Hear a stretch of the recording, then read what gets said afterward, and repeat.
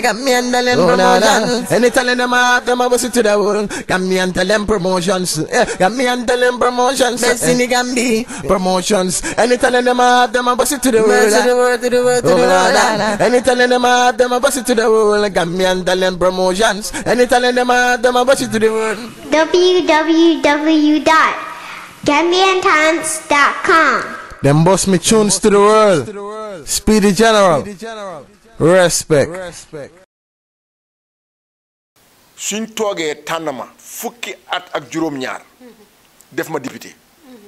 am nañ ay doom yoo xam ne ëpp ma leen jànga ëpp ma leen gannaaw gënuma leen juddu ñu fàtte seen doom yi fàtte seen jarbaat yi fàtte seen rakka yi tànn OJ léegi ñooñu duñ nekk ci coono nag man ma bàyyi leen fi dem man am naa liggéey FAO am naa liggéey UN dama ko fa bàyyi ñib si ndigte dama fiil ne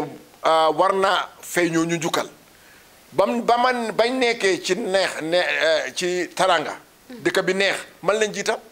kon nag su dëkk bi naxaree ñooñu nekk ci coono man lañ war a gisaat ma jiitu leen di leen waxal looloo nekkoon suba digganteeg Yaaya Jammeh dama daan wax te kenn mënu maa noppiloo dama wax dama def benn mooy ñoom bi ñu defee déclaration ne dañoo toog ñaari at ma wax leen ne man ànduma ci te ànduma ci bëj démba ndaxte ñoom dañ warut a toog sax saka be di wax ñaari at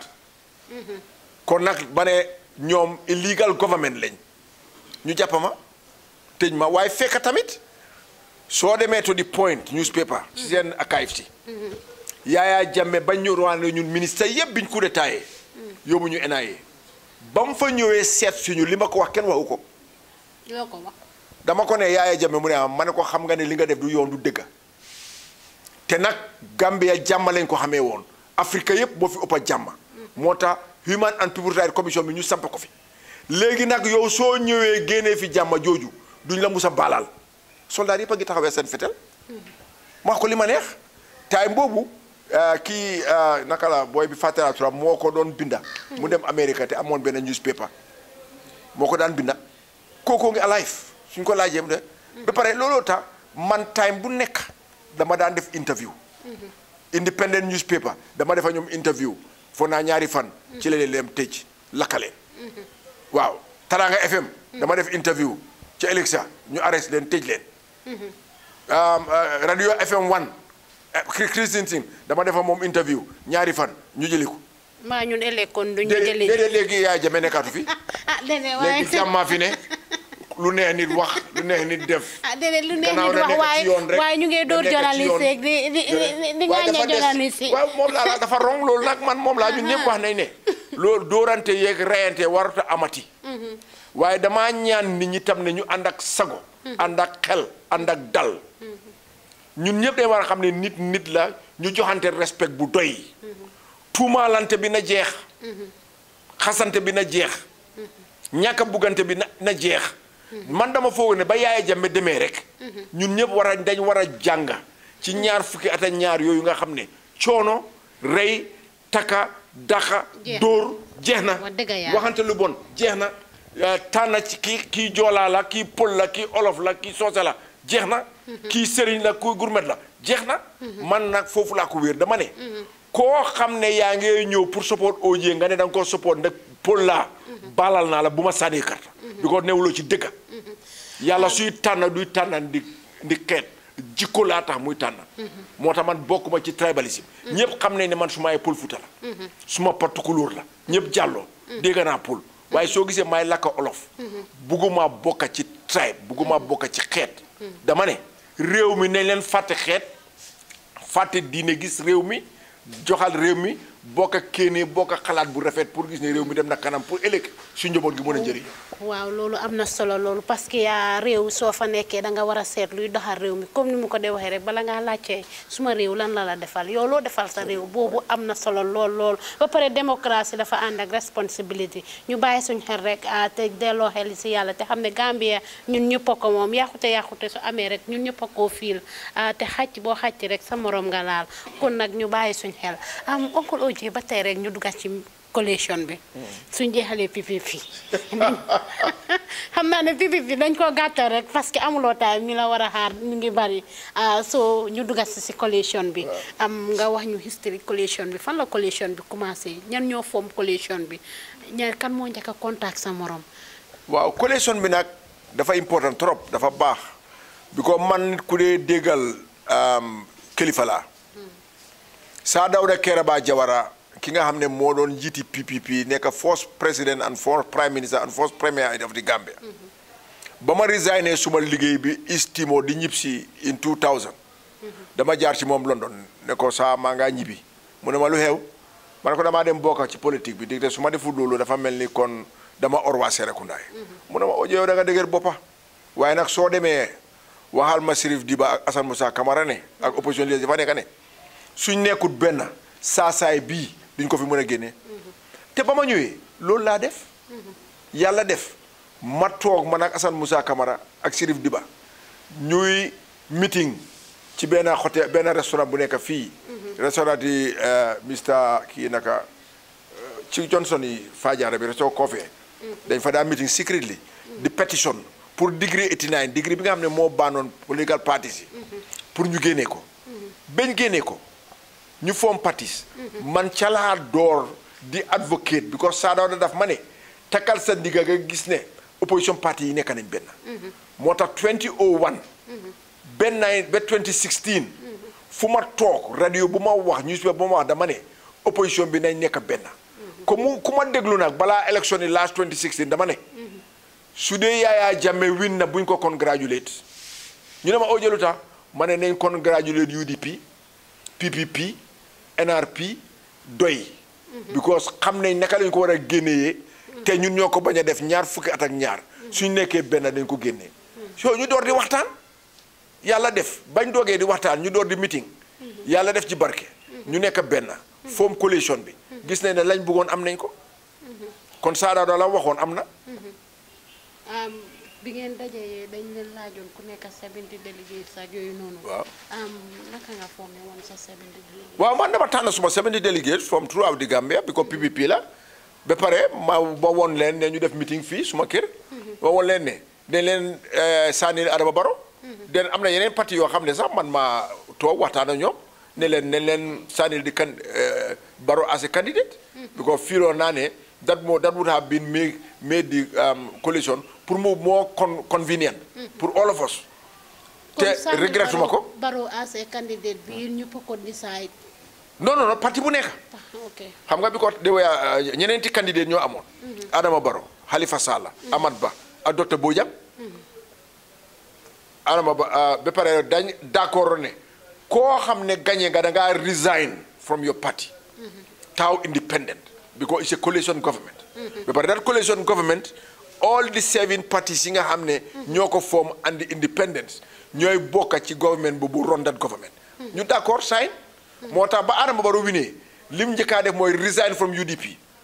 he is no longer a member of any party. he's a UDP candidate la independent candidate la teg réew mi yépp a ko fi teg. te am na ñu bari ñoo xam ne sànnil ko karta surtout ci ndaw yi bokkuñ ci parti réew mi lañ gisoon bugg a jàmmi réew mi bugg a wécceeku bu rafet ci réew mi bugg a jéebu jëm kanam moo tax ñun ñëpp ñu sànnil ko kon nag ba tey Adama Barrow ba tey independent candidate for president la dafa win pour ndika because of independent candidate la su taxawoon ci benn parti du win. am solo la li nga wax am na solo lool ba léegi rek nit yaa ngi laajte ndax coalition baa ngi am wala amul ndax cabinet bi moo nekk am wala lan ak naka ngeen di mité si cabinet bi yooyu ak naka la mu fa dee demee parce que léegi dafa mel ni si cabinet bi ngeen di gën a dajee den coalition bi. waaw donc really man kontaan naa ci li Adama Barrow nekk président ba tey because tey coalition bi ko fa teg te ñun ñëpp koo xam ne appoint na la tey daf la appoint ba te mu ngi ko sukkandekoo ci d'accord biñ d'accord ci coalition bi ne su taxawalee nguuram ñi nekk ci coalition bi laa ici ci nguuram gi kon nag loolu maa ngi ko cee gërëm maa ngi ko cee sant dinaa ñaawlu nag li nga xam ne ñun ñëpp parti bu nekk demal na boppam waaw boobu dinañ di te baala ma rek léeg baala ma di te xam nañ ne ba ñoo wax ñetti at ñun ñëpp xamoon ne ci président élection xëj na ci parliamentary élection bi ci la xëj council élection bi ci la xëj te dañ ne woon dafa nekk a coalition government government boo xam ne dafa taxaw pour reforms of the civil service jagalaat civil service bu gën a baax because time PPP Afrique yëpp civil service yi Gambia moo gënoon World Bank dañ fi daan yónnee ay nit pour ñuy study fii ñu ne ñu reform security service bi the army and the police ñu ne ñu reform economy bi ñu ne ñu reform the constitution Yaya Jammeh yàq na constitution bi nekk na amee na ko ba nga xam ne constitution bi nga xam ne moom la nit ñi voté woon 1997 ab bi fi nekk tey dafa ute looloo waroo nekk the agenda of the coalition government moo tax these reforms dañ ci war a delluwaat gis ne yàlla def na léegi ñu ngi def security service reforms waaye day war a def yeneen reform waaye ci process bi parliamentary election bi di jot si mu am parti yoo xam ne ñoom ñu ne duñ taxaw waaw ñu bari sax oncle Ojo ñu bari sax looloo tax am génnuñ buñ defee suñ soobee bi parce que ñun doon def soobee di wër around di laajte lu tax nit yi génnuñ pour sànni karta ñu ne comme yéen ñu taxaw daal taxaw leen coalition ku nekk sa parti la moo xeexal ku nekk sa boppa la moo xeexal si kaw loolu sax am yaa ngi doon def benn interview yaa ngi wax ne Lawyer Darboe su fekkoon ne mu ngi si biti kononte coalition bi du am wax nga loolu si sa biir interview. loolu dama ko waxoon ci rally Latrikunda bi ko dama mer. ndigte dama ne man de man tey suñ ma waxoon ne jaami Gambie a jëm kanami Gambie mu ngi ci pour ma tas PPP ma tas ko ndigte PPP ak parti yëpp ak ñun njiit yëpp Gambie moo ñu gën a important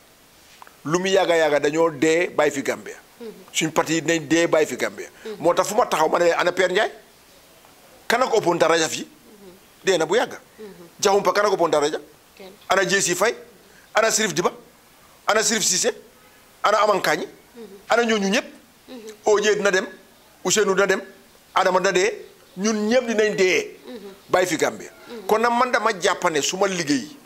pour li ma bàyyee suma njaboot suma ay doom ak suma ay sët loolu laa war a tiitaroo waaye dul man li ma am ku toog nag ba gis parti mu gën a la sa réew réer ëpput foofu ku toog ba gis nit mu gën a la sa réew réer ëppul foofu ak jëm a dem kanaaw a dellu gannaaw man loolu lay wax may leen man Gambia tax ma jóg su doon pour ut xaalis ut place ma toog UN ñu ngi ma doon fay $1,000 weer boobu laa dee ñibbee su ma fayee li ma war a fay yépp ni ko ma toog fa loolu ëppale ñoo fay président bi waaye dama ne réew mi ma gënal dama fi am ay njaboot te dama bëgg ñu ñib si fii gis ne ku nekk kontaan na ne yëg boppam ne su ma réew de dama tiitaru pour wax ne man Gambian laa loolu tama toog fi kon si parliamentary election bi xanaa discours leen members yi coalition waaye dañ toog rek gis ku nekk ngay fàttal waaw ca waxtaan la tasaaroo dañ doon waxtaan waaye mënuñoo d'accord ci kàddu soo ku nekk patem dem taxaw fekk ñun PPP nag pare wuñu woon because ñun all the way ñun PPP liñ d'accord rek mooy ne gannaaw d'accord nañ ñetti at ci biir ñetti at boobu parti bu nekk na fàtte boppam gis réew mi ñu gis ne torox tànge bi ñu fi nekkoon ak yàqu bi fi Yaya Jammeh def ci ñetti at yooyu ne leen ko jagal régler ko defal fondement boo xam ne nguur guy ñëwati di nga am ci loo taxawal.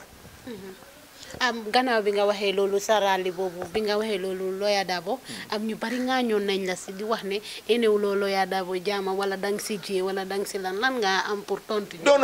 man ku ma gën a ene Lawyer Darboe jaama amut waaye dama ne réew mi nag moo ma gënal nit réew mi fu ma gënalee suma bopp parce que keneen Lawyer Darboe maa moom ñoo toog benn classe juróom-benni at 1961 to 1966 from 5 to 5A Senegal Senior High School mu jógee fa aawom bi suma jarbaat la suma mag bu jigéen a ko jur ki jur maami jabaram ak ki jur suma papa ñoo bokka ndey ak baay kooku duma ko war a bañ waaye dama nag su ñëwee ci réew ak dëgga aw ma ci maslaa boobu yàllaa ma bindee noonu di te yàllaa moom dëgga waratu am xeet waratu am xarit waratu am sant waratu am kër yàlla ko moom te man su ma waree ay ñëpp xam nañ ne Saa Dawda gannaaw suma paak suma yaay amul ku ma gën a respect pour moom waaye man sa konko ba mu waxee ne dafa bàyyi bañ a bàyyi maa ko wax ne ma ne sa pa dee na juróom-benni at juróom-benn fukki at te këram tasu kon yow ku la wax ne soo fi jógee Gambia tas waxu la dëgga te time boobu maa ngi am 40 years su ma mënee wax Saa Dawda dëgga saka keneen man réew mi laa gis yàlla laa gëm because tey man ci li ma nekk nii xam naa ne am na ku ko contrôle man suma kër papa maay juróom-ñaari doom suma néegi yaay maay ñeneent li ma am nii suma mag yi elloo nañ ko suma rakk yi elloo nañ ko waaye yàlla moo ko contrôle kon dama ci sant yàlla kon nag ci sant yàlla boobu nag su ma ci doxalul dëgga kon weddi naa yàlla mu nekk lu am solo mbokk yi comme nuñ leen ko waxee rek yéen a ngi seetaan seen Tambambalu show ba tey ak Uncle OJ gis ngeen ko comme nu leen ko de waxee saa yi nekk rek réew mi ñun ñëpp a ko bokka te soo gisee ñëpp form coalition bi nii dañ bëggoon changes dañ bëggoon réew mi dem si kanam dañ bëggoon séentu suñ boppa feneen waaye du ay xeex ak ñiiroo ŋaaroo parce que réew mi ñun ñëpp a ko bokka soo ñu taraay ñu liggéey bàyyi wax bu bari bi suñu réew bi dem si kanam Uncle OJ ba léegi rek ñu si waxtaan bi ñu doon wax affaire coalition bi right now ni lu mu bëgg a laajte donc coalition a ngi am dëgga parce que am na benn tam toog ngeen ñu dégg ne yow bokkuloo si coalition bi ak ñoom Halifa Sallah bokkuñ si coalition non xam nga loolu wax ju ñaaw rek la moo tax man yooyu du ma leen dee tontu dama ne su dee Adama Barrow coalition bee ko tax mu nekk président dina fal ministre ku nekkul ci coalition xam nga loolu common sense la te ba tey maa ngi nekk ministre am na ñoo xam ne sax nekkuñ ministre sax ñu ci coalition bi Halifa Sallah ba tey mooy part of the coalition te ba tey mosu ñoo toog ne tas nañ di executive committee of the coalition te executive committee of the coalition the chairperson mooy Mrs Fatoumatta Jallow Tambajang vice président bi ak Dembo Bojang mooy di co-chair the secretary general of the coalition is Halifa Sallah te mosu ñoo toog ba tey musa toog ne tas nañ committee boobu kon dafa mel ni coalition committee boobu ba tey moo fa nekk su fa nekkee ci turit fekk deful liggéeyam it moo fa nekk waaye jotee wuñ tous ñun ñëpp a bokka woon jubluwaay bokka kéenee dama ne nag kéenee boobu nag ci Gambia moom lañ war a continuer te fàtte suñ boppa fàtte mbiri parti bañ jeexal transition government yi Adama Barrow den parti leader bu bugg a taxaw parti bu bugg a taxaw nga taxaw fekk boobu gis nañ ne li ñu war a liggéeyal doomi Gambie yi liggéey nañ ko ci coono bi ñu jógee ba nga xam ne am nañ fondement boo xam ne léegi góor gu war a toog di nga am ci loo liggéey am ci loo taxaw last year coow bi bari woon na fi lool sa benn député permanent secretary nga ne doo liggéey ak moom lana waraloon loolu déedéet du député permanent secretary de kan la woon dañ ma bëggoon a indil permanent secretary boo xam ne ministre Yaya Jammeh gannaaw ñun dañ jël nguur gi ees te area bi Yaya Jammeh gën a yàq mooy civil service bi area bi Yaya Jammeh gën a yàq mooy agriculture ma ne Ousmane Jammeh bi ñu ma bëgg a indil nekkoon agriculture permanent secretary Yaya Jammeh def ko ministre mënumaa understand lu tax léegi ñu bëgg ko jëlee ci biti mu ngi liggéey ak Concern Universal as a project manager ñu bëgg ko ici permanent secretary agriculture ceeka ci biir agriculture suma permanent secretary bi fa nekkoon ñu ne dafa retire duñ ko jox contract ki ko deka ki nekk député muy Assane Diallo Ousmane Jammeh bii ñu bëgg a indi liggéey na ci roon kooku fekk kooku am na masters am BSc Ousmane Jammeh liggéey ci kaw roon kooku ñetti at door a dem university but because ba mu nekkee university ki gënoon a ci ñi te gënoon a takkan di gaam ci yëfi youth activité Yaya Jammeh ci la bokka Yaya Jammeh yi nga xam ne xalaatatut civil service mi ne dafa am procédure dafa am système mu tas yëpp lu ko neex def jël ko rek teg ko ci kaw nit ñi ndax ñun day bëgg loolu continuer ndax Ousmane Jammeh gën a am Assane Diallo right Assane Diallo mi nga xam ne mu ngi ci système bi am na ñu doon wax nag ne suma rakala suma ma ne suma bokka na moom dayaa bàyyi it te ma xam ne moo nekk ci dëgga keneen nekk ci fen dinaa fara moom ñeneen ñi dañ doon wane soo gisee nga avoid kele parce que dafa straight forward ak yooyu su straight forward du wax ma ne ku straight forward du liggéeyal Yaya Jammeh ku straight forward du liggéeyal Jammeh nga xam ne Yaya Jammeh reykati nit la sàccakat la kan ku straight forward moo liggéeyal Yaya Jammeh ku la wax ne liggéeyal na Jammeh télévé invite ko man maa moom ñu debate dafa fen he is as crooked as Yaya Jammeh all of them man dinaa liggéeyal sàccakat reykati nit ba pare ma ne bokku ma ci te mun ngaa resign mun ngaa bàyyi what's the problème man Yaya Jammeh offre na ma lu nekk amul ku mu yónni wut ma ne du ma liggéeyal soldat dama ne ba soldat yi kuyee Kwame Nkrumah ñun ñooy Nkrumah yi si boy si Gambia fii laa ne du ma liggéeyal nguuri soldat man Yaya Jammeh ni meloon ci man ñëpp xam nañ ko siis bii soo duggee yi toog su doon amatul yaay jamee laa tura ba papaam dee ci man la ñu maa ko jox moto jox ko xaalis jox ko nit ñu àndaa papaam ñu jël deet ba bi fii yóbbu ko maa yokk suuli ko soxlaam yëpp ci man la daan ñëw waaye loolu du tax ba ma bugg a place ba tas suma réew because yow doo fekk nguur goo xam ne nit ñee ko fa teg in a free fair and transparent manner nga jël fetel nangu ko ba pare man mi nga nangu suma nguur ma dellu su liggéey la kon nag dëgga su la sa xaj réeré rek ne ko óojee fa la bon em man naka laay nekkee ci nguur guñ overthrow bàyyi di ami boobu ooyaat ma ne naa liggéey nguur googu te fekkam mu ñoo saaga rampant corruption ba pare nga ñëw toon ma ñëwaat liggéeyal ko kon corruption buñ doon oote dëggal thank you very much ma bañ mu mere ma des na ci moom seetloo dem na bàyyi ma fi looloo doon waral mu laa jàpp waaw yàlla dëgga ànd nag waaye dama leen daan wax nit ñu bari dañ daan ñëw fii OJ génnal dëkk bi OJ sa doom yaa ngi Europe ku nekk am ne ma ne leen man suma taaw ki ma njëkkaa gis tuddee ko suma yaay ñëpp xam nañ suma diggante suma yaay man juróom ñeneenti at la am dee ndax man yàlla daf ma ragal war ma fee ba this time ma ne leen dew ma fet fii laay toog suba rek ma daraay suma dem toog suma kër yaay am na bés sax maa ngi toog suma kër yaay tooga moom nii teg suma loxo bi ci loxo bi laa ko dee teg bi ko man maa gënoon a jege suma ay doomam yëpp maa ngi teg suma loxo di ci fi daba mare na ànd see ñaari NIA ak ay police ñëw arrest ma suma kanam yaay ceene ma foofu suma yaa ngi toog waaye ba tey when I came out ay continue ba tey musuloo give up yàlla tere man ku ma xamul mooy laajte give up waaye man ñi ma xam bu baax xam nañ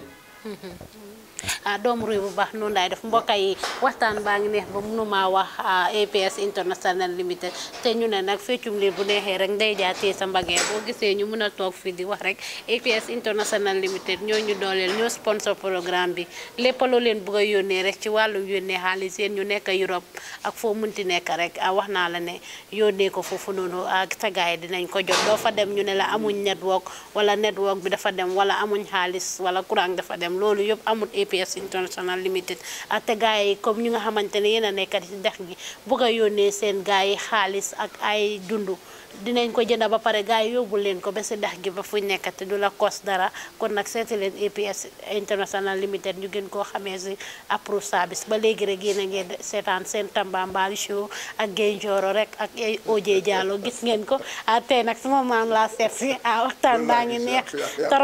torop suma maam la nag moo tax maa ngi ko tooñ nii ba léegi rek am bugga laa laaj ndax sa tërgee si su njeexee da ngaa resign waaw see nga man place taxutoon ma bokk coalition bugga réew mi bugga suma njaboot te su ma ne suma njaboot mooy koo xam ne suma doom la bokka naa koo xam ne suma sët la bokka naa bi ko réew mi dañu ko dénkoon nit ñee ñu ko dénkoon kon ñooñu man ñi ko dénkoon for 29 years ñëpp suñu njaboot lañ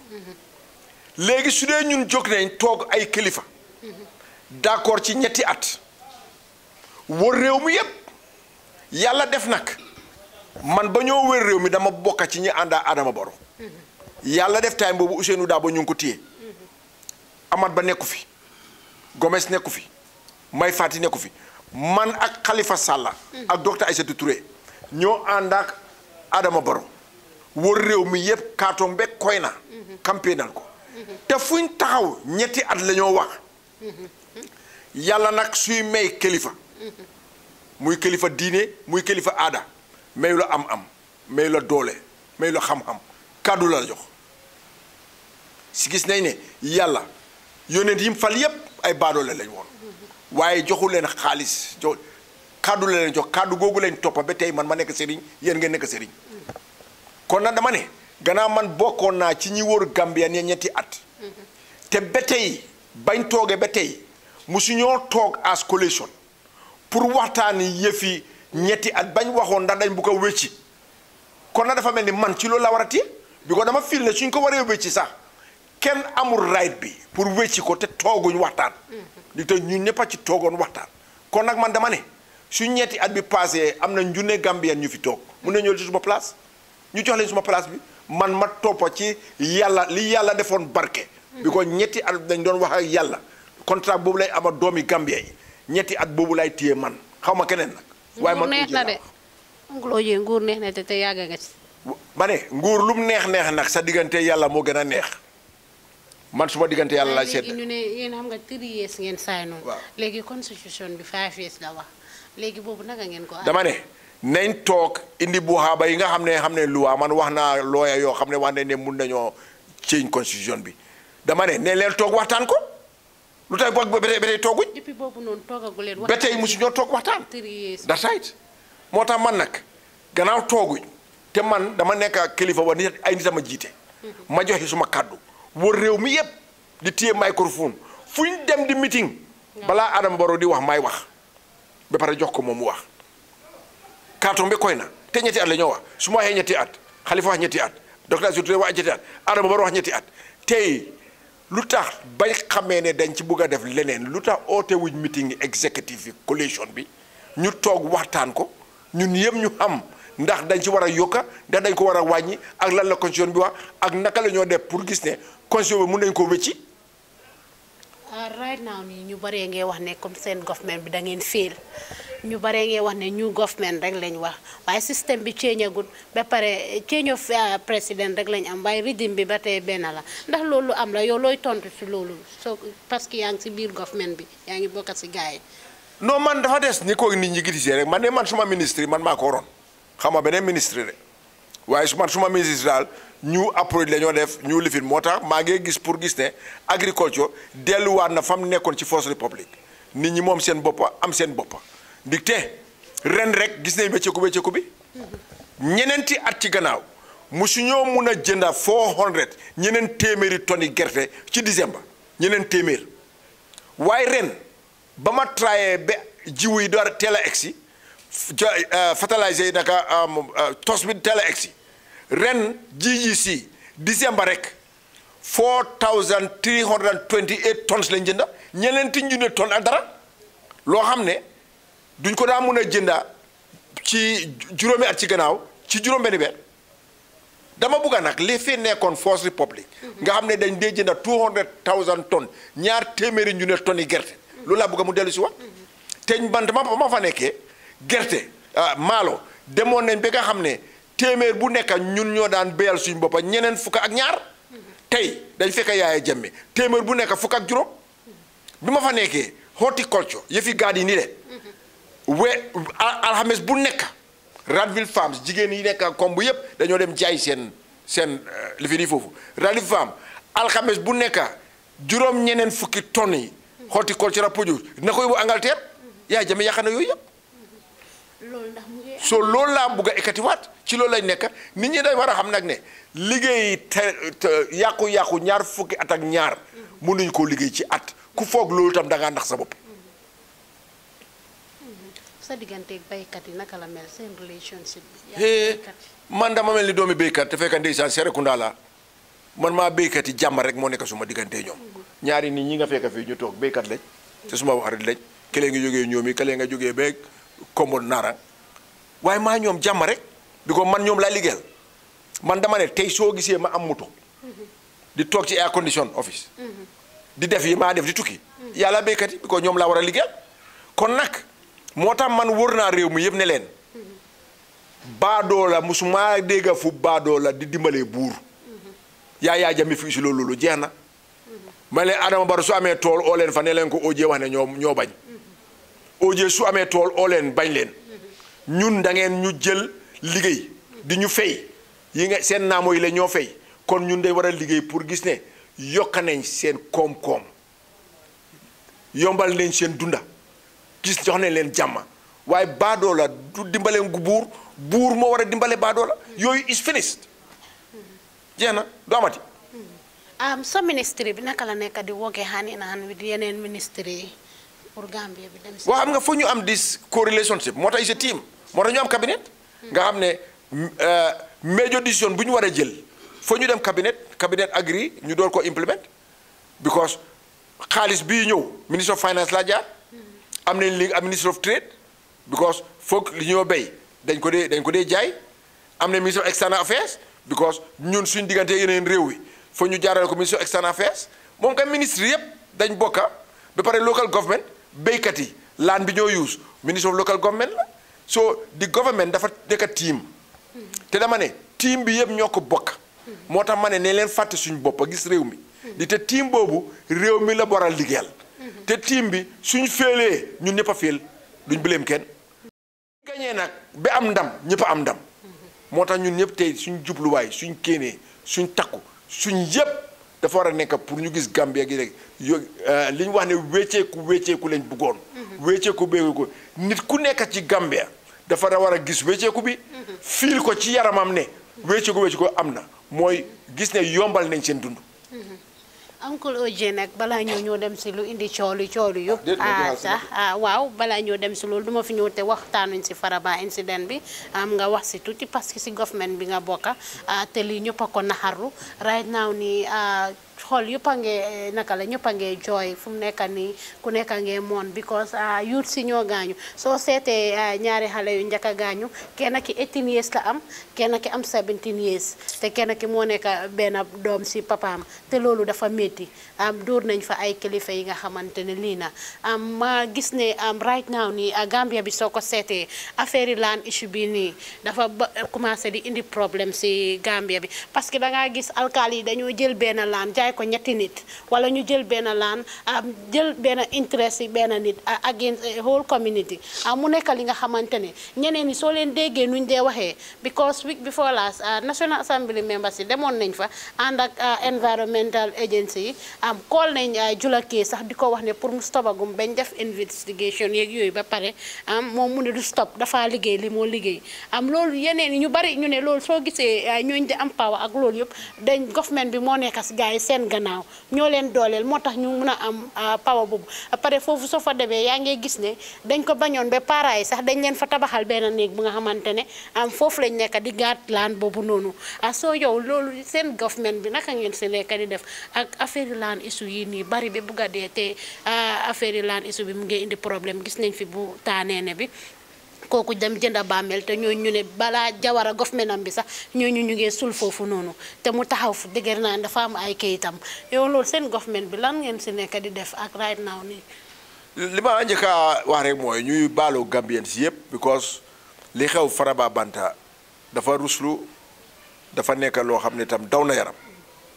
man musuma bugga yi fi rey nit te dama foog ne ñun suñ time tam dinañ make sure ne loolu du fi xew waaye gannaaw lii xew na te am na ay man agriculture laa nekk waaye am na yeneen fànn yoo xam ne ay ministre yoo fa nekk te dégg naa président bi li mu wax ne nañ ko investigate te liñ ci war a def nañ ko ci def bugguma PM léegi wax loo xam ne gannaaw président bi wax na man ma wax ci waaye li ma ñaan Gambien si mooy génne nañ fi coono buñ fi delloo si coono Yaya Jammeh dem na rey nit bari woon na takka nit bari woon na dóor nit bari woon na loolu dafa war a stop te mënuma understand tam ne suñ security force nañ wax ne mënuma understand lu tax ñu war a yóbbu ci village boo xam ne day am problème live bullets boobu mënuma ko understand soo léegi yooyu yëpp dañ ko war a xoolaat xalaat ko bu baax te gis ne security reform yi ñu doon wax léegi mu ngi wane ko nii ne leen seet ñi nga xam ne ñooy sol uniforme ñu seet leen bu baax vérifier leen bu baax seet ku nekk mooy kan ak mooy lan loolu dafa important yëfi laan nag ci Kombo dafa serious fi mu nekk nii te yàlla def na minister of local government foo naa ne mu ngi moom it mu ngi wow liggéey pour ñu am land reform because nit sa maam du dalal sa maamaati maam duñ dalal ay nit ba pare yow laan bi nga amoon nga jaay ko yëpp ba pare léegi da ngaa dem dal ci kaw li sa maam li fi noonu du dëgga du yoon Serekunda Bakaw Latrikunda Dipakunda Talinding Fajikunda Latrikunda Sabiji abu ko yëpp Sukuta moo ñu dalal waaw kon ndax léegi Sukuta day am right pour ñëw Serekunda fi ñu sampaagut addi kay maax nii ñu ne dañ koo jël because of seen maam yee ñu dalaloon fi du dëgga du yoon am na ñoo dégg maa leen na dégg Kombo fii ñu ngi wax ne ñoom seen maam lee leen dalal te yow sa maam ba moo dee sa paju doogut waaw sa maam lu mu joxe yow loo ci doon ndax sa maam amutoon right ni yow sa maam moo la ëpp right because su du toon sa maam doo judd loolu nag dañ koo seet bu baax ndig de li nga wax dëgg la suñ ci doxut def ci liñ ci war a def li xew Faraba dafa bari ci réew mi te kon dafa mel ni wécceeku bi ñu doon wax amul njëriñ pour nit ñi di te wécceeku bi luñ mun a am te jàmm amul dara luñ am bi ko ci la jàmm ci la lu nekk xëcc man loolu am pour wàcc jërëjëf sa kàddu rafet na comme ni ma la ko waxee rek su ñëwee ba fii waxtaan ak yow te waxuñ affaire yi Faraba bi dafa ne du leneen ñu ngay jaale rek ñu si gaañu noonu di leen wax ne fuñ jógee yana leen gënal fu ñoo dem te gars yi dolli muñ rek te xam ne àdduna moom nii la waaye nag Gambie ba tey rek man lu ma dee wax saa yi nekk Gambie la suñ Gambie la ñun ñëpp a ko bokk kenn moomut ko amul soose amul manjaago amul joola amul pël amul tukulóor Gambie suñ réew la nañ ko bokk liggéey ko bàyyi wax bu bari bi bàyyi affaire yi tribalisme dafa am lu ma daan wax suma campagne ne leen man su ma tribalisé rek dama or Serekunda East manjaago yu ñu ëpp poli fi ma daan taxaw man élection 17 years maa di ëpp carte Gambia yëpp te manjaago yi di smallest tribe in Gambia in Serekunda East ñu ëpp poli kon nag man yeneen xeet ñoo ma fal kon su ma toogee ba léegi di jeesee fi xeet kon dellu gannaaw fa la am waaye dama dee roy tam ci Saa Dawda bam toogee Ebi Njaay ñëpp xam nañu olof la waa Banjul la daf ko yóbbu Sukuta Echo Jaani ñëpp xam nañu waa Banjul la Sarahule la mu yóbbu ko Kiyang West Amankaañ ñëpp xam nañ ne waa Jaara la mu si ko Kiyang Elbi Mbooj ñëpp xam ne waa Ñaamina la mu si ko Badibu Keseeka ñëpp xam nañ ne waa Banjul la mu yóbbu ko Jokaadu wane ne Gambia yëpp ñëpp ko bokka waaye yàllaa def ci moom la gi njëkk a feeñ Saa Dawda ñëpp xam nañ ne Baara Jali la juddoo waa ñaani la du waa Kombo waaye waa Birkama yi fàtte seen doom yi fàtte seen sët yi fàtte seen jarbaat yi te amoon nañ waa Birkama yu bari ñu jànga mënoon nañoo taxaw député mënoon nañoo taxaw prime ministre taxaw président waaye waa Kombo jël Saa Dawda jiital ko waa ñaani waa Baara Jali kon nag man PPP laay roy PPP gisutoon xeet gisutoon diine ba pare yàlla def nag ba ñoo ut independence gannaaw jaxumpa kenn ci parti li day nekkul noonu sëriñ Saa Dawda was David PS Ndiaye Jéesi Fay daf ko bañoo ba faada la jaxumpa rek moo doon sëriñ Saa Dawda moo nekk prime ministre fekk tuubagut kon léegi ñun lu ñoo wax yëfi diineeg yëfi tribe fii dellu gannaaw fa la em dama ne nag ndaw yi nag ñoo am liggéey boobu buñ nangu ñun politicians yi because of ñu ngi ut dara suñ selfish ends ñuy leen a dugal ci yëfi tribalisme ak yëfi yeneen yoo xam ne dafa delloo réew gannaaw. parce que léegi nit ñi ñu dee sànnee sax based on tribe la loolu lañ dee sànnee soo ko seetee ba seet luñ dee sànnee. loolu nag dama bëgg nañ waxante dëgg Gambia bi loolu moo fi nekk. tribalisme jugul fenn loolu yóbbu ñu réew kanam. déedéet c'est que ñaari fitna ku bu moytu ko de. duy jeex fu mu door fitna xeet fitna diine. ku ebu nang ko moytu. yàlla def na nag man jàkka bi njëkk a sampu Serekunda suma kër papa la samp daara bi gënoon a rëy Serekunda suma kër papa la bi maa dara daara 1953 ñun ñu nekkoon ci daara ji ëppa ñun tati kana ko amee woon Muxtaar lii papi imam Baba lii moo amee woon jàkka ji amee daara ji waaye nag suma pa ki sampa jàkka jooju nekk imam ne doomam yëpp Catholic school la ñoo dem man doomam yëpp 15 doomam yëpp Saint Thérèse jigéen ñi yëpp Saint Joseph góor ñi yëpp Saint Augustine dafa tax du maa julli du maa ngi doon julli léegi jàmma ne ñooy te yàlla ci boppam moo ko wax ci alxuraan ne juróomi yónent ku leen topp ku leen gëmuloo ko Nuha Ibrahim Moussa Isa Muhammad kon léegi lan la ñun su dee yàlla ci boppam nangu na ne ojee jullikat sëriñ mun naa takka gurmet waa lu ay su gurmet xaraamoon yàlla na nangu bu ma takka ko kon nag ne leen ànd ak suñ sago ànd ak suñ xel ku nekk fa nga nekk fa dimanche man xarit yi gourmet rek laa bari le dimanche nañ dem cooj ñëw ñu añ aljuma ma dem suma juma ñëw ñu añ jàmmane ñor tey ku dugga suma néeg fii fekka leen fi su ma waxu tur waxuma xeet kanaay xam kanaay joola kanaay pël kanaay soose kanaay olof kanaay gourmet kanaay sëriñ loolu lañ war a gis ñun ñëpp ñoo bokka ndey ñoo bokka bàyyi ñoo bokka réew mi ñu nekk benn bokka jubluwaay bokka kéene bu rafet pour réew mi pour réew mi mun koy bu fi ñu ko bëgg a yóbbu. waaw jërëjëf. jërëjëf oncle Oje sa wax rafet na trop ba léegi rek yéen a ngi seetaan seen Tambambalu show bu leen fàtte APS International Limited oncle Oje ñu ñëw nag si parti bu nga xamante ne fa la ñuy wax ma bàyyi la parce que yaa ngi seet sa time bi right now nii wax ji bari lool. yaa ma ko gën a xam ba barki démb ba nga oo taskati xibaar yi pour leeral sa boppa si wàllum fertilizer bu ñu wax ne yow yaa ko jël jaay ko am nga si loxo ba nga ne dangaa suukar faatu moom laa dama ko def waaw ba nga ne waaw dama ko wàjj dama ko def ba nga ne dangaa suukar faatu comme man noonu laa ko mën a waxee waaw so loolu naka lam demee lañ bëgg a xam parce que keroog yaa ngi wax ne loolu nekkutoon sa time loolu yàgg na di non du yëfu suma time de dama ne dañ ma tuumaal fenal ma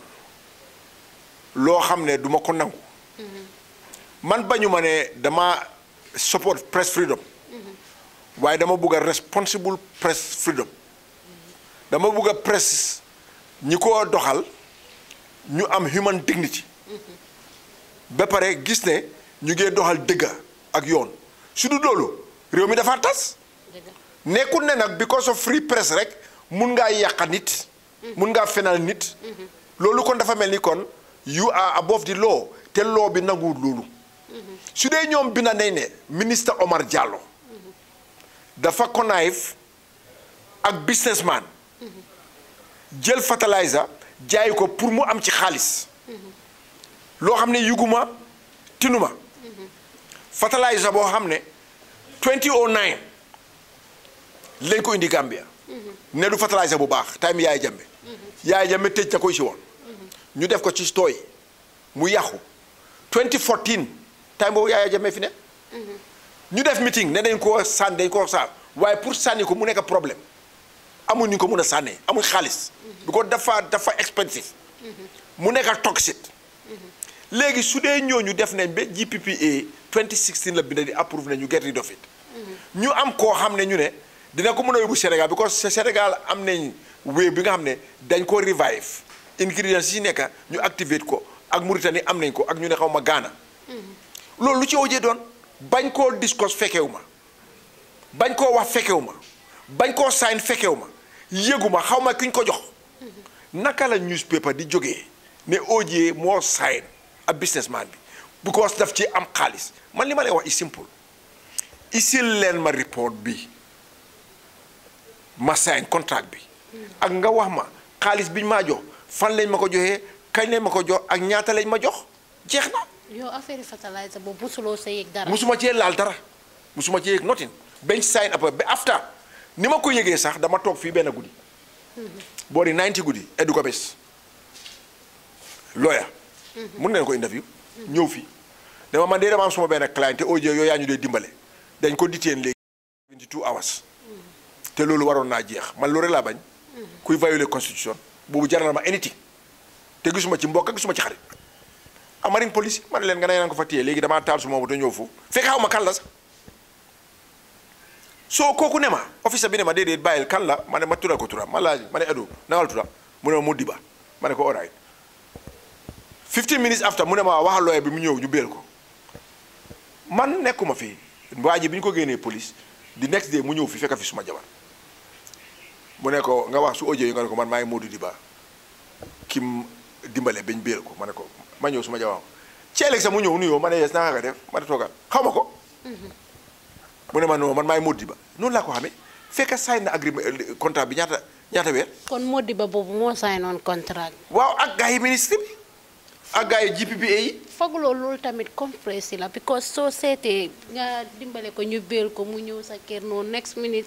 incident bi ñoo xapul. déedéet waaye moom doon si dara de moom doon si tus moom doon si dara gars yi wax ne dama sign na moom. pour xaalis. léegi dama ne nañ ma wax fan la ma Modiba joxe xaalis rek laa bëgg ak fan laa signé moo agreement contract gannaaw ñoom ñoo ko wax xaj na dañ ko gis nañ ko indi bi ko foogu ma ne suñ ko gisutoon nañ ko wax xaj na man dama signé lu ma gisut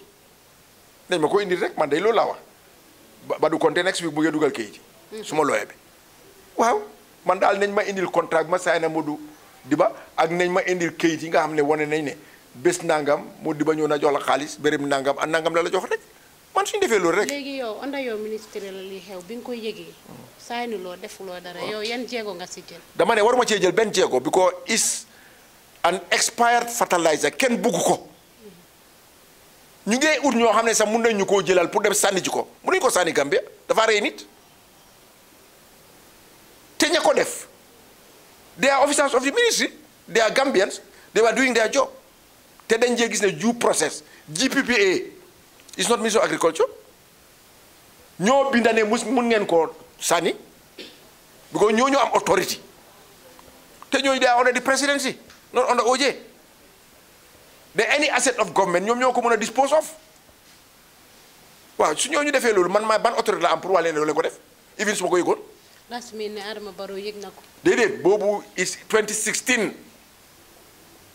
la GPA binda. ok 2016 te boobu Adama Barrow OJ dafa toogaw. ok 2016 la GPA binda. waaw GPPA. ok GPPA. si la binda. waaw time boobu OJ toogagul. waaw comme mi ni ne bii tuumaal buñ teg sa kaw la rek. seega tuumaal la te man xam naa du ma bugg a wax ne leen dem koot bi affaire yi jeex seega li ma wax rek mooy. loo bañ xaj. bu ko wax ne boñam weexut. waaw xam naa ne man 1981 ma nekk ministre. time boobu ministre yi doole yi am léegi amuñ ko. 81 ba 94 maa ngi nekk ministre te musuma nekk ci ministre bu ndaw sàccu ma tappale ma néeg bii dama ko samp balaa maa nekk député commençal banque ñoo ma jox loolu ma samp ko maa ngi liggéey banque dëkk suma kër papa luye ko ADS ak jaamaan kay déeba ngi fii ay jaamaan fay banque ba pare door fee toxu si 17 years benn kër la am yaa jame nangu ko suma ministre yaay yépp benn kër la am yaa jame nangu ko léegi man sàccu ma dara time boobu xaalis boobu yëpp ma doon contrôle lu mooy ñëw di sàcca fertilizer boo xam ne dañ ko war a sànni ah kon am na lu ma jot. mbokk yi yéen a ko dégg waaye comme ni mu ko waxee rek ba tey rek suñ ne presse freedom tamit naka la presse bi war nañoo bàyyi seen xel bu baax a baax parce que ñi nga waxal wala ñi nga liyal ñoom tam dañ am ay famille te am na ñu bari ñu leen a toppa loo leen wax rek mun ngaa laal si seen family members yi te wax bu ñaaw jël ko rek teg ko ci kenn mu nekk li nga xamante ne dina naxadi ñu baree bari ñu bari di leen si kon ba léegi rek comme que presse bi yéen ñun ñooy taskati xibaar yi rek am ñu bàyyi suñ xel bu baax a baax parce que luñ lépp luñ wax rek loolu laay askan bi di téye fi mu nekk ni askan bi yëpp a ngi jàppane Uncle OJ moo jël fertilizer boobu noonu jaay ko te loolu nooy mujjee dangaa go on su kër Fatou kenn mënu ci dara xam nga yéen xamul leen ma moo tax kenn mënu ci dara I am ready to go to any length with it because li nga wax dëgg la dama am family. My family has gone through what no family in Gambia has gone through in 22 years. dama foog na léegi suma family dañ am jàmm. waaye bañ bindee loolu ci newspaper suma doom yi nekk Angleterre ñi nekk America suma rakka yi suma jarbaat suma mbokk yi fii suma xarit yi kenn amul jàmm. pour lan because of some irresponsible reporting. dañ war a am human decency in everything we do. man du ma mës a tuumaal nit Yaya Jammeh li ma ko bañ yëpp suma ko tuumaal. bañ naa ko ba xuloo suma xarit bi ko dafa wax Yaya Jammeh dara ma ne ko amuloo benn right pour wax Yaya Jammeh dara man bi maa nekk ministre ku wax suma yaay dara na man xarit bi ko duma ko dee tàggu suma def li maa def. kon nag bu kenn wax Yaya Jammeh dara ñun ñoo Yaya Jammeh ñoo am problème. moo tax man du ma tuumaal nit jàpp naa rek ne lii dégg naa ko wax su defee ma wax ko. lu ma ci fekk baax na moo tax dama daan déglu télévision nit ñëpp li ñu daan ne ñoom duñ seet télévision. man every day damaa seetaan télévision li Yaya Jammeh di wax maay ko déglu pour ma mun a tontu kenn du ma wax de man maa ko déggal suma bopp dama bugga pour ñii binda ñii wax nañ xam li ñoo wax su ñoo wax nañ wax lu baax lax lu rafet luy def jàmm réew mi mun a dem fi ñoo dem waaw fii laay jaaree rek wax la ne nga wax sa last word nga tàggatoo parce que ñi laa xaar bari na ba léegi di la wax ne rek waaw Gambian Talent Promotion naka la lii nañ naka la tuddaati lii nañ apprécier nañ ñi ñu jël ni nga nangul saa yuñ la fogee sa buntu rek nga ubbil ñu ko kontaan nañ ci loolu torop di la wax ne ñëpp dañ war a def ñëw parce que information is power te information bi askan bi as si ñun la ñuy taataanee te si ñun lañ ko war a déggee soo yéen ñu war a joxe information bi soo leen génnul ngeen wax dafa ñaaw te nit yi duñ xam la na nekk di go on so is baax na always ngeen dee génn di wax appreciate nañ ko trop. non man li ma leen a wax sax mooy dama believe ci benn wax ju benn président Amérique waxoon mu ne président ñi Amérique ñàkk a président moo ko gënal Amérique ñàkk a free press man loolu laa believe ne tey soo gisee ñu mun a wax suñ nit ñi di mun a déggoo suñ nit ñi di mun a jokkante nit ñi di leen wax liñ bugga di leen wax li ñoo def yàlla presse bi la. waaye Uncle OJ soo seetee fi Gambia bi free press bi des na ba tey de because still now amuñ access to information dara dafa am sax nga dem di find out pour génne pour wax nit yi lan moo xew ak lan a nekk di dem duñ la nangoo ubbil seen bunta yi ba pare right now nii ñu ngi ŋàññe journaliste yi di leen dóor di leen di laas lii bi rek time yi lii bi mayoral election ci rek suñ caméraman ba leen ne dañ ko dóor yu métti gars yi APRC yi dañ ko dóor yu métti ñu àndoon ak Rambo dóor ko dóor yu métti te amul si boobu after tamit bu gars yi UDP yi demee bundi kër Fabakary Tombong Jatta tamit same thing lañ defoon te xam nga right now nii mu ngi bari ñu ngi dóor journaliste yi di ŋàññe journaliste yi te journaliste yi ñoom yéen lañ fi nekkal koo wax mu ne la génneel suma story bi suñ génnee si yow story bi nga xam ne neexu la si nga wax de waaye suñ la defee front page ku nekk naa jëndal leen newspaper non li ma baala ma rek li ma bëgg a mooy ñun njiit yi ñoo war a wax ak suñ nit ñi man de am naa mun naa ekkati suma loxo ci kaw suñ PPP members yi nekk Europe Amérique yëpp dama leen téléphone ne bugguma kenn saaga ci seen online li fi nii la naka la tudda seen gars yi di téléphone social media bi di ma saaga man leen bu kenn tontu Gambia fii doole musa dégga ñu ne PPP jote naa kii man nekk naa Serekunda 17 years member of parliament musuñu am one police case between my supporter and my opponent supporter because man Khalifa Sallah Pandura Seydi Jaiteh ñun ñi doon taxaw foofu yëpp waa Serekunda lañ dañ am right pour taxaw right bi ma am right boobu la ñu am suñ nit ñi nag toogee nag ba décidé man lañ bugga dama war a kontaan waaye waruma tapaas loolu la dama war a kontaan waaye waruma tapaas kenn ba pare dama war a respect ñooñu ne dañ doon ut placement waaye nit ñi man lañ ko jox su ma loolu doy leneen du ma doy dama bëgg a ñun njiit yi ñu door di wax suñ nit ñi because li ma gis mu passé ci élection yi passé ay xeex ak ay dóoranteeg ali xëjut fi su dee ñun ñu ne démocratie lañ bëgg a doxal rule of law lañ bëgg a doxal na statut yi ñun ci parti yi ñu régler suñ doomi parti yi woon leen ne kenn moomut kenn réew mi ñu ñëpp a ko bokk right bi nga am pour nekk sa parti moom la Paate am pour nekk ci parti moom la Samba am pour nekk ci parti am ñun ñëpp a em man moo tax man ay APRC yi ñëpp xam nañ suñu xewlee environnement maa ngi fa UDP noonu because dama feel ne ñun ñëpp we are Gambians su dee man mun na am xariti gurmel saka xariti APRC diine gën a dis politique ma ne xanaa xariti APRC sa bokkut si réew mi ku nekk am nga right pour bokk fu la ne man I don't care man I go with everybody waaye man amee PPP su parti politique dooree may faral suma parti waaye su boobu jeexee am with everybody dama bëgg a ñun Gambians yi ñu gisee noonu politique ne it's high time ñu gis ne politique yëfi mbokk la yëfi doomi bàjjen la kaf ree la war a nekk jàmm am waaye di dóor nit ak di saaga nit ak loolu dellu gannaaw fa la am loolu daal mun naa koo ñaan nit ñi ne léegi bi di new dispensation ne leen jéem ñun leaders yi ak suñ nit ñi yëpp ñu jéem gis ne jàmm am na ci réew mi fitna na fi jeex bokkoo bennoo buggante yërëmante loolu la réew mi xamoon time yi First Republic bi man de loolu laa bëgg mu dellu si waat bi ko man time boobu doo dégga ñu reyante doo dégga ñuy dóorante politique bi dafaa dem ba jeex doo dégga benn xeex te ñooy tax day naan sànni karta loolu lañ bugga moo tax loolu laa leen a ñaan ne ñun léegi da ngeen war di ñu invite ci seen programme yi ñuy wax suñ nit ñi ba pare suñ la invité doo leen ñëw ah déedéet waaye da ngeen ñu man de musu la ma invité doo leen ñëw ah man de musu la ma invite maa ngi nii kañ ngeen ma invite non yow moom suñ tasee yow sax da nga di wax waaw mu ko jeex na jërë ngeen jëf thank you waaw jërë ngeen jëf mbokk yi lii laa leen amaloon si seen Tambambalu show si Gambian Talents Promotion ñu leen ko defal every Wednesday ak Saturday à 5 o'clock every time Saturday nag dinaa leen indil Pa Modou journaliste bi nga xamante ne moom leen dóor si Faraba case bi dinaa leen ko indil ñu def ak moom waxtaan bu yaatu jërë ngeen jëf ñu jox leen dégg daje